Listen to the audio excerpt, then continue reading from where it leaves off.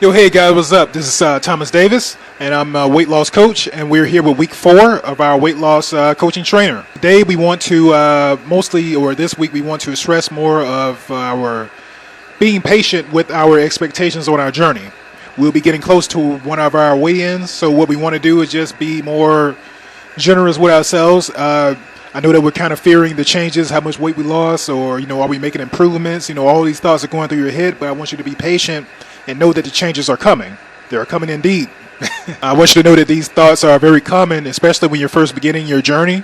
You have so much negative self-talk and so much of your, past experience that when you doubted yourself and you had hesitations and you had fears, all the things that we sought through in week 0 when we addressed our decision to start our journey. So be patient with yourself, give yourself time, and know that the changes are coming. All your hard work wasn't in vain. You are indeed improving. One thing that I really want to touch on, and there is a form for this video. You can go and download that form. It's a checklist. Basically, the thing that I want to touch on this week is mostly the scale. I know that in these first few months, you're going to be very scared of the scale. You're going to fear it a lot, mostly because you don't know where you're going to be going. But we've already established our weight. We established our total daily expenditure numbers, and we've been hitting our ranges. So we know that we're losing the weight, but still there's that control that the fear that the scale has over you at the moment that we'll conquer in due time. So basically, when it comes to the scale, don't fear it. And if you're nervous about your weight on the scale, just know that it's a lot of factors that play into your weight on the scale. When it's going down, you probably think that you've done more work to lose more weight. You counted your calories and you should have hit this amount of weight, or but you feel that the weight is coming down a little bit slow. A lot of factors can come into play with that, such as your lack of rest, inflammation. Are you sore? Did you give your body time enough to digest the food that you're eating? Are you well rested? All these things play a factor on on when you weigh yourself. You want to make sure you're well rested before you go weigh yourself. Make sure that you're not sore or inflamed from something. You're not feeling bloated. You're not stressed out about anything. All these things play a factor in your body weight and play with the fluctuations of your body weight throughout the day.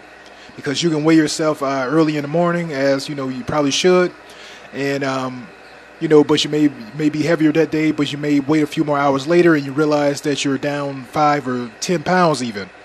So you want to make sure that you're properly rest. Want to make sure you're not as stressed. Want to make sure you're giving your time of your body enough to digest the food and get all the water and liquids out of your body.